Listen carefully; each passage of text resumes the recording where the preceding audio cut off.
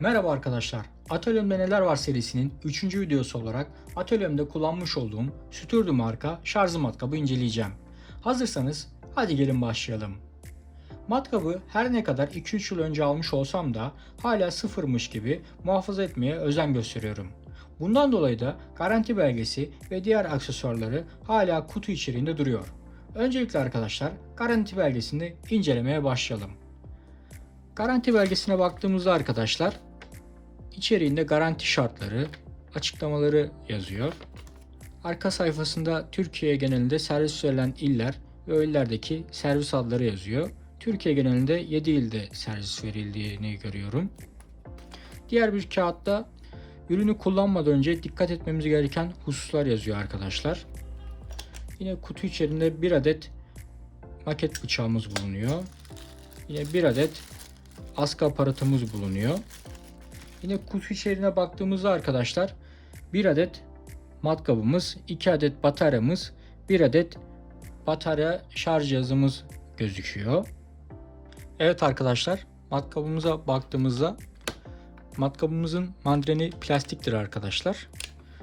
Burada bir tork ayarı yapabileceğimiz bir yer vardır. 1'den 18'e kadar. 18 en güçlü torku alabileceğimiz ayardır ve şu anda 18'de. Daha sonrasında burada vidalama yaparken kullanabileceğimiz, ondan sonra delme yaparken kullanabileceğimiz ya da darbeli yaparken kullanabileceğimiz modlarımız vardır. Sonra şurada vitesimiz vardır. Birinci vites, ikinci vites diye. Birinci viteste ne olur? Birinci viteste matkabımız yavaş döner. İkinci vitese aldığımızda daha hızlı döner. Daha sonrasında arkadaşlar burada bir ledimiz bulunmaktadır. Bu ledimizde çalışma ortamımızı aydınlatması için vardır. Gün ışığıdır ledimiz. Tetiğe bastığımızda matkabımız çalışırken led ortamı aydınlatmasını sağlar. Yine burada ileri geri ayar kısmımız vardır. Pilimize bakalım arkadaşlar. Pilimizde ise burada Samsung ibaresi vardır ama ne kadar Samsung'tur orası şüpheli. Burada 58 volt maksimum yazmaktadır. Bu 58 volt matkabımızın 58 volta kadar çalışabileceğini aslında maksimum onu belirtmektedir.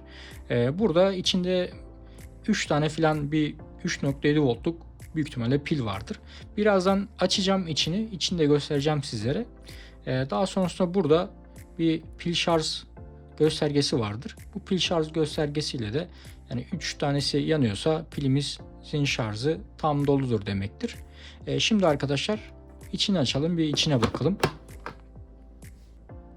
Evet arkadaşlar, bataryamızın içini açtım. Görmüş olduğunuz gibi burada 3 adet 18650 model 3.7 voltluk pilimiz bulunmaktadır. Hatta yazıyor 1500 miliampermiş bir tanesi. Toplamda 4500 miliamper eder. Burada görmüş olduğunuz gibi 2 pil yerimiz daha vardır. İsterseniz buradan 2 pil daha koyup kapasiteyi arttırabiliriz. Evet arkadaşlar, görmüş olduğunuz gibi pilimizin içeriği bu şekildedir. Yani orada yazdığı gibi yani 58 voltluk bir bataryamız yok. Yani burada toplamda 11.1 12 voltluk bir voltaj değeri aslında buradan alınabilir. Bu şekildedir arkadaşlar bataryamız. Görmüş olduğunuz gibi arkadaşlar 2 tane bataryamız vardır. 2 tane batarya olması, yani bir bataryamız bittiğinde, gücü zayıfladığında diğer bataryamızı kullanabilmek güzel bir şey. O yüzden bu tip aletler alırken çift batarya almanızı daha çok öneririm. Bir tane de basit bir pil şarj cihazı vardır. Kutumuzun diğer tarafına baktığımızda ise arkadaşlar burada lokma uçlarımız, bit tuşlarımız, matkap uçlarımız bulunmaktadır. Burada yine bit tuşlarımızı uzatmak için bir aparatımız bulunmaktadır. Burada matkabın giremeyeceği alanlarda esnek bir aparatımız bulunmaktadır. Matkabımızın giremeyeceği alanlarda kullanılabilir. Görmüş olduğunuz gibi arkadaşlar kutu içeriği bu şekildedir. Genel olarak baktığımızda bilindik markalara göre alt sıralarda bulunan, ev ortamında kullanılabilecek, atölyede ise çok fazla ihtiyacım olmaz, ara ara kullanacağım derseniz alınabilecek şarj matkabı olduğunu düşünüyorum. Yine belirtmek isterim ki Bu tip ürünler alınırken, yani şarjlı ürünler alınırken birden fazla bataryalı olmasına dikkat edin. Çünkü bir iş yaparken bataryanın bitmesi ve tek batarya olması demek sizin işinizin bitmemesine, yani uzamasına neden olacaktır. Bundan dolayı çift bataryalı bir ürün almak sizin avantajınız olacaktır. Arkadaşlar, dilim döndüğünce size atölyemdeki şarjlı matkabın özelliklerinden bahsettim. Beni dinlediğiniz için teşekkür ederim. Bir sonraki videoda buluşmak üzere. Hoşça kalın.